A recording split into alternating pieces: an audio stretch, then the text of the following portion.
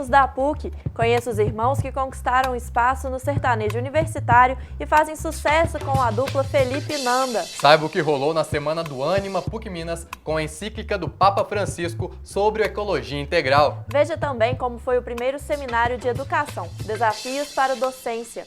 Poesia invade o Colégio Magnum na 15ª edição do FLIM. No estúdio, uma discussão sobre a importância da literatura na vida das crianças. Hoje é quarta-feira, 16 de setembro. Começa agora o Espaço PUC, o programa que leva até você tudo o que acontece na universidade.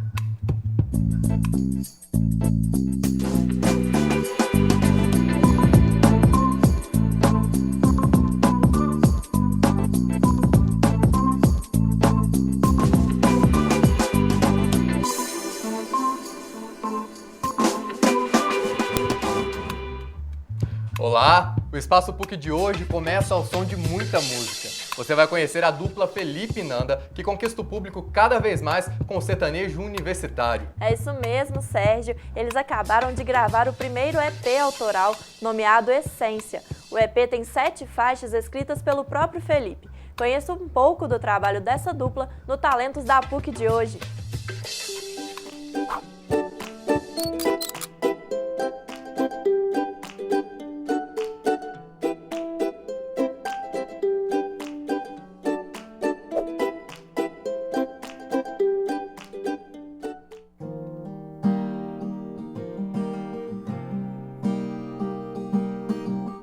Quando eu era criança, eu cantava em casa e eu ganhei um karaokê. Meu pai comprou um karaokê para a família, que era o divertimento da família. Então, assim, todo mundo brincava naquele karaokê e eu estava sempre lá. E comecei a gostar muito de música. E meu irmão também, quando ele era novinho, com 8 anos mais ou menos, ele começou a tocar violão. Até que um belo dia ele conseguiu começar a conquistar o espaço dele e me propôs da gente montar uma dupla. E a gente montou o Felipe e Nanda. A gente canta sertanejo universitário. Aqui em casa a gente sempre ouviu muito sertanejo, meu pai sempre gostou muito, então foi uma mistura assim, de sertanejo de raiz com o sertanejo sempre atual, que meu pai sempre gostou de ouvir. E a minha mãe ouvia muito pop, muito internacional, então a gente sempre cresceu ouvindo mais ou menos esses dois. E acabou que isso refletiu no nosso trabalho. O que a gente viveu foi mentira. O processo foi assim, a gente se descobrindo se essa dupla ia funcionar. E a gente praticava em casa e tal, assim, mas nada muito sério. A gente cantava em Natal, Ano Novo, festa de família. Quando eu tô no palco, eu confesso que é a melhor sensação do mundo, assim. Quando eu desço, acho que tá na minha expressão, assim, sabe? É nítido. Ah, ela gosta de cantar. Na PUC em 2009. Eu fiz o curso de Arquitetura e Urbanismo no prédio 47, que eu adorava lá. E fiz muitos amigos na faculdade, o pessoal era muito bacana, os professores também eram muito bacanas. Ultimamente estou gastando mais tempo com música, porque é uma coisa que aparentemente é fácil, é rápido de resolver, mas não, é ensaio, são as aulas, a parte teórica. E passe o tempo que passar, eu vou amar nós dois. Meu medo é de dar tudo errado e sofrer depois. O objetivo principal é viver de música, assim. Se a gente vai fazer sucesso, se vai ter uma carreira de sucesso no Brasil e tudo mais, isso a gente não sabe, se é consequência de um trabalho que a gente está tentando fazer bem feito e com o máximo de veracidade possível. Meu nome é Fernanda Broilo, me formei na PUC Minas em Arquitetura e Urbanismo e sou cantora.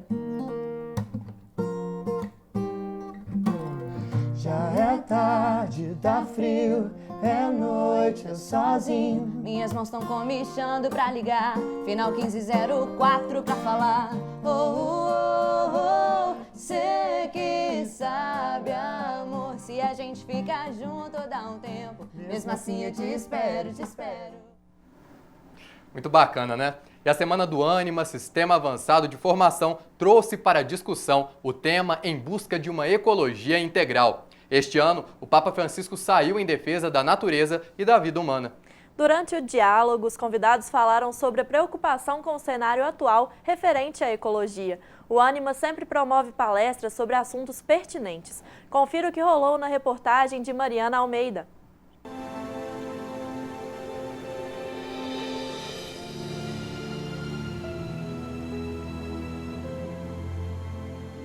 Em junho deste ano, o Papa Francisco apresentou uma carta encíclica dedicada ao meio ambiente.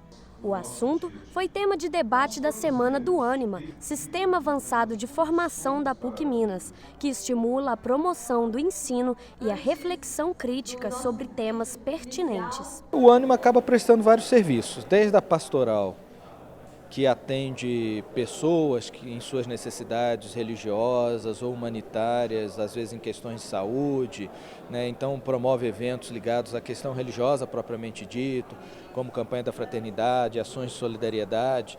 Então, de alguma maneira, quer envolver os alunos nessas ações, como também por meio de algumas reflexões, como hoje nós vamos ter uma discussão sobre a questão ecológica. Em busca de uma ecologia integral era uma das temáticas da programação.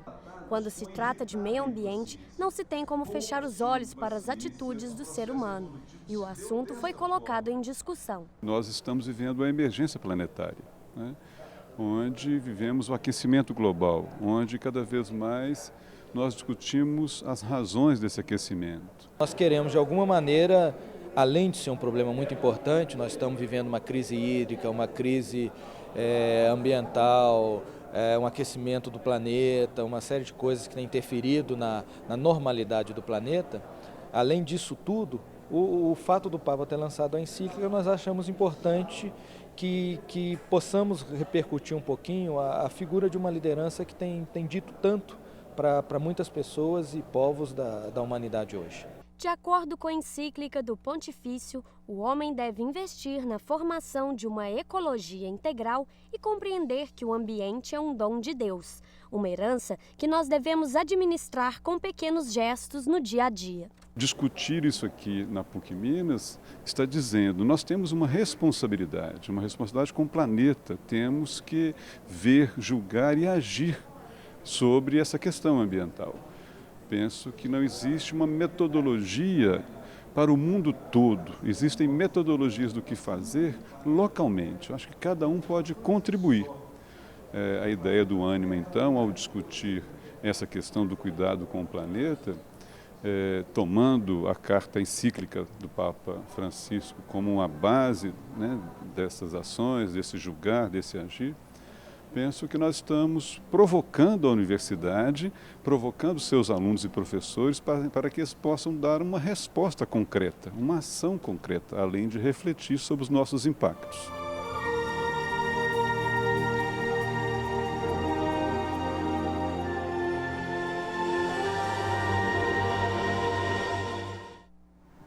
E o Instituto de Educação Continuada da PUC Minas realizou esta semana o primeiro seminário de educação Desafios para a Docência. No encontro, uma discussão pertinente aos professores que atuam na educação infantil ou ensinos fundamental e médio. Veja só como foi. O auditório do Museu de Ciências Naturais da PUC Minas foi palco do primeiro seminário de educação da universidade, promovido pelo IEC. O tema escolhido foi Desafios para a Docência na relação com os alunos de hoje, uso da tecnologia no âmbito escolar. Apresentar os recursos tecnológicos da informação e comunicação, principalmente focado na web, que você pode utilizar dentro de sala de aula, auxiliando o professor a desenvolver um trabalho mais, como eu diria, mais tecnológico, uma pedagogia mais sustentada pelo computador, pela web. A PUC Minas é pioneira no trabalho e desenvolvimento de cursos de pós-graduação e de pesquisas, né? Nós temos mestrados que discutem e que pesquisam essas questões aqui na universidade.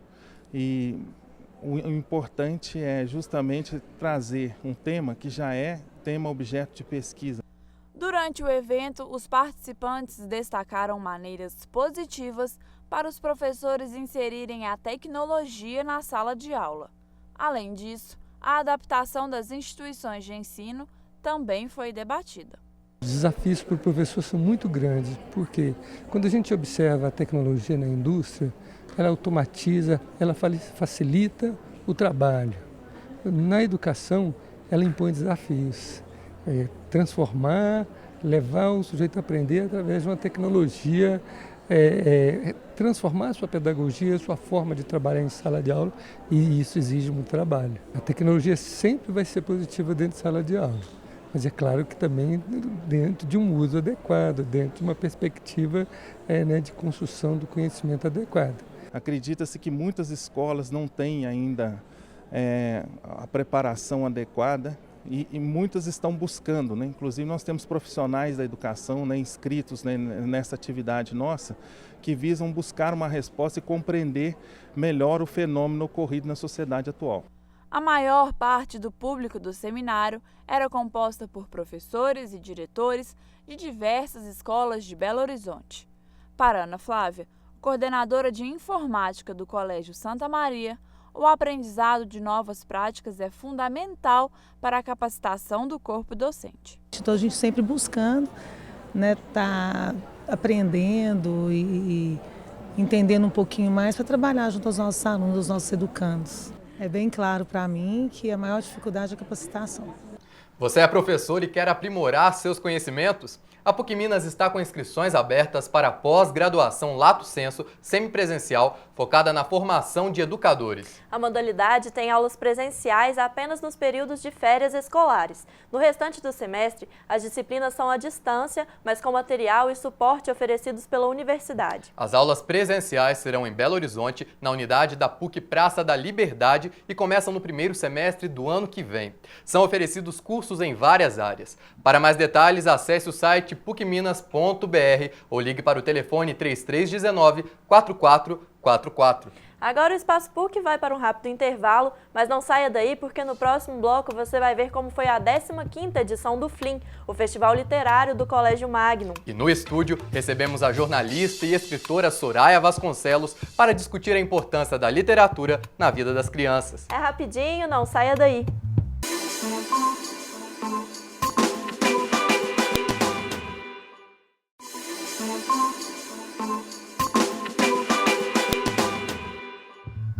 O Espaço PUC está de volta e agora uma viagem ao mundo infantil.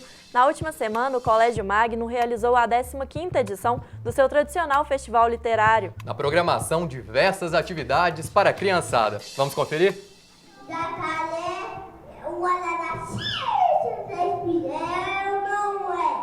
Apresentações, sarau de poesia, feira de livros, premiação e muita alegria. Assim foi o último dia do FLIM, festival literário promovido por este colégio particular de Belo Horizonte. E até quem ainda dá os primeiros passos no mundo da leitura mostrou que não estava ali a passeio. Aranha, que dela ninguém ganha. Desceu uma teia de tão comprida, vai lá no meio da Espanha. Com o tema de Tempos em Tempos, Poesia para Sempre, o FLIM chegou à 15ª edição com uma programação repleta de atividades para alunos do maternal ao ensino médio. A proposta do festival é, em primeiro lugar, um incentivo à leitura e a divulgação da cultura. E esse ano nós estamos trabalhando com os poetas, né? Alguns poetas, diversidade de poetas, e tivemos a honra de ter alguns poetas aqui, né, presentes, como Pedro Ramalho, Neuza Sorrente, que abrilhantaram ainda mais esse projeto. E parece que a proposta desta edição do festival cumpriu as expectativas. Os alunos puderam mergulhar no trabalho de grandes poetas brasileiros e ficaram satisfeitos com a experiência. Essa edição a minha turma trabalhou com o Mário Quintana, que é um poeta, né? E foi interessante porque a gente teve acesso a esse outro gênero literário que a gente não usava muito e a gente pratica mais outros. No FLIM, o 6º ano, o Magnum, né? A gente fez o flash literário e a gente pesquisou sobre a Maria de Norá, que ela fez um livro de poemas Verde Ver, e a gente fez um desenho. Eu achei muito interessante porque todo mundo pôde participar e foi muito legal. E não foram só os alunos que aproveitaram os dias de imersão no universo da literatura. Os pais também se mostraram interessados em estimular as crianças. Rosana fez questão de acompanhar as filhas no último dia de festival. Eu incentivo muito as minhas filhas a lerem bastante. Eu gosto muito de contar história, conto muita história lá em casa e eu faço bastante entonações para que elas aprendam também isso. E isso é levado para frente. Quem lê muito escreve bem, fala bem né? E consegue ir adiante em qualquer redação, em qualquer coisa. Durante os 4 dias de evento, os alunos puderam experimentar, interpretar e conhecer novos gêneros, obras literárias e autores. Carlos Drummond de Andrade, um dos maiores escritores brasileiros, dizia que a leitura é uma fonte inesgotável de prazer. Será que a Ana Clara concorda com ele? Para mim é como se eu estivesse mudando de planeta, porque o livro você entra dentro de uma cidade, de um planeta, conhece pessoas diferentes. E para mim é muito interessante ler um livro que eu acho que vai modificar minha vida. Eu posso pensar muito diferente do que eu penso hoje.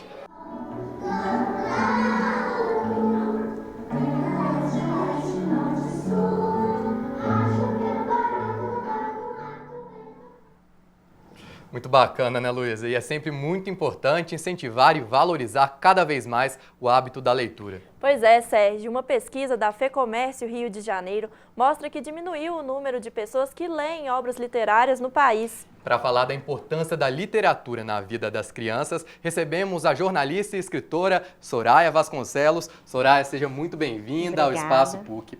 Para começar esse nosso bate-papo, Soraya, conta um pouco para a gente qual que é a importância de eventos como esses que a gente acabou de assistir, na vida das crianças, não só crianças, né, adolescentes e jovens também. Olha, Sérgio, eu penso que quanto mais cedo a criança tiver contato com a literatura e com a leitura, mais cedo ela vai descobrir o encanto desse universo. Se não me engano, há até algumas pesquisas que mostram que quando os pais leem, aquela senhora que apareceu na reportagem fala isso, que ela conta histórias, que quando os pais contam histórias para as crianças, desde pequenininhas, que é mais fácil criar o hábito da leitura. De modo que eu acho que esse tipo de iniciativa já é uma segunda etapa e num momento muito importante da vida dessas crianças, que é o momento em que a escola tem um papel fundamental. Há uma certa idade em que o professor fala é mais importante do que o que os pais falam. É a instituição da verdade, da credibilidade.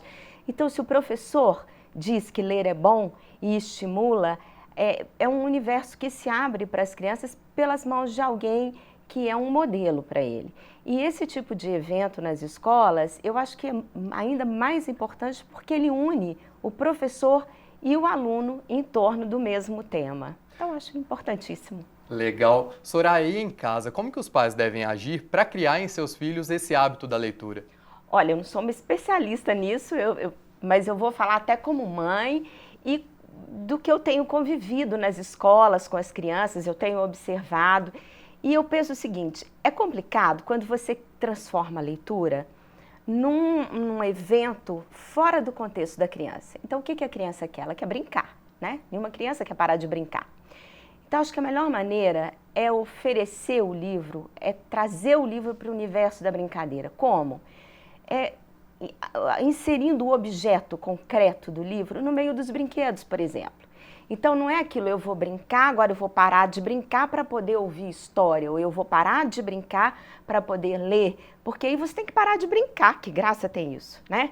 Mas se o livro está acessível, se ele está no meio do brinquedo, se ele está na beirada da cama, se ele está jogado no chão, se ele está na banheirinha do neném, quer dizer, a criança aos pouquinhos, ela vai incorporando a presença daquele suporte material mesmo, do próprio objeto, eu não estou nem falando do conteúdo, é do objeto mesmo, né? Ela passa a enxergar aquele objeto como parte do universo dela. Eu ando no meu quarto e vejo o livro a toda hora. E se esse livro é atraente, se ele explora bem o universo infantil, se ele é colorido, se ele tem desenhos, hoje a gente tem livros que têm sons, que têm figuras, né? Se esse livro é atraente, naturalmente a criança vai se interessar por ele ali no meio dos brinquedos. Soraya, eu gostaria de perguntar qual é o cenário atual da literatura infantil no Brasil? Eu acho que a gente está abrindo as portas, Luísa, para vários tipos de autores. A gente tem autores consagrados que trabalham com a literatura infantil e a gente tem autores novos, e eu acho que isso é muito importante, com novas formas de linguagem que conseguem, às vezes, uma aproximação com a criança de uma maneira totalmente inédita, né? E acho que esse cenário tá se mostrando mais favorável a isso, porque embora a gente tenha todas as dificuldades de publicação, e embora o momento que a gente está hoje, às vezes, não favoreça muito a publicação de novos autores, porque é mais vendável, vamos dizer, para o editor publicar já autores consagrados, mas com todas essas dificuldades, eu acho que há editoras que abrem espaço para novos autores, como o caso da Miguelin, que abriu as portas para mim, e há outros espaços que não são tão formais, mas que permitem que jovens autores se manifestem e exponham suas obras. Soraya, vamos falar um pouco agora da sua carreira. Você é jornalista, né? Isso. E entrou nesse mundo, no mundo da literatura infantil, com o nascimento do seu primeiro filho, né? Exatamente. Como que foi esse processo? Como que você criou o seu primeiro livro, o ABC da Criançada? Isso, o ABC da Criançada começou com o Pedro, que é o meu filho que hoje está com 15 anos. E quando ele nasceu, ele ganhou um peixinho de pano que ficava pendurado no berço. E para distraí-lo, eu balançava o peixinho e contei a primeira história, que era Pedro, Peixe e o Pato, tudo com a letra P. Aí veio o segundo filho, que é o Rafael, eu escrevi para ele o Rafael e o Ratinho, e vieram os sobrinhos. Bom, acabou virando o ABC de Ásia. Eu me senti desafiada. Como é que você vai escrever uma letra com a letra Q? Aí eu escrevi os quitutes da tia Quitéria. E foi assim. Quando eu decidi que era um momento de assumir um novo caminho na minha vida profissional e me afastei do jornalismo, aí houve tempo para pensar numa publicação. E foi assim que saiu o ABC, eu levei o projeto para a editora Miguelin, que encampou, o livro tem desenhos dos meus 2 filhos, né? Desenhos feitos na escola e que a mãe coruja guardou e na ocasião da publicação usou. Então acho que isso é muito bacana porque as crianças se reconhecem no livro, porque tem desenhos, né? É no ABC da Criançada, lá das crianças mesmo, dos meninos. E depois, uma outra coisa que eu acho que favorece também é o fato da escola ter participado muito desse evento, né? Assim, são desenhos que as crianças produziram na escola. E acho que é mais uma ponte que se estabelece. Soraya, e o livro ABC do Museu? Conta um pouquinho pra gente como que é. Ele contém ilustrações de crianças, né? De crianças. O ABC do Museu, né? Sou fascinada pelo ABC. Acho que o ABC abre um universo enorme na mente de uma criança. Você fala para ela letra A, ela fala avião, abelha. E por aí vai criando. É fácil você elaborar histórias com isso. O ABC do Museu nasceu da minha experiência de jornalista, muito voltada para o universo do patrimônio, da minha experiência hoje de estudante de museologia, porque eu estudo museus na UFMG, e já da minha experiência de escritora, né, com o primeiro livro, e de uma afinidade enorme com o Museu de Artes e Ofícios. Então eu redigi os textos, de A a Z eles abordam o acervo do museu, mas no contexto da história pré-industrial no Brasil, e 86 crianças ilustram o livro. Elas visitaram o museu com as suas escolas, de novo a escola e o professor participando, elas ouviram a leitura dos textos, foram convidadas a desenhar e a gente escolheu os que estavam mais pertinentes para incluir no livro, de modo que ele tem desenhos de 86 crianças e é um livro que já foi adotado aí por várias crianças, inclusive pelo Magno. O Magno trabalha lá com os 2 livros, pelo Santo Agostinho, Loyola, várias instituições públicas. E para encerrar, conta pra gente, tem livro novo vindo por aí? Tenho alguns projetos, que inclusive alguns já estão com a editora, e eu acho que tudo tem um momento certo, né? A hora que for para nascer mais um, vai estar aí. Soraya, agradeço a sua presença aqui hoje, Obrigada. Parabéns pelo trabalho. Fica aí a dica para quem está nos assistindo da importância da leitura. Exatamente, Seja eu que sempre agradeço. muito bem-vinda aqui no Espaço PUC, viu? Obrigada, Sérgio. Obrigada, Luísa. E o Espaço PUC fica por aqui. Esperamos a sua participação pelo e-mail espaçopuc@pucminas.br. Não se esqueça que amanhã você tem um encontro marcado comigo e com o Lucas Franco, às 4h30 da tarde, no Repórter PUC. O tema desta quinta-feira é a nulidade matrimonial. Mais uma novidade que mostra o avanço da Igreja do pontificado do Papa Francisco. Não perca! Até a próxima, tchau!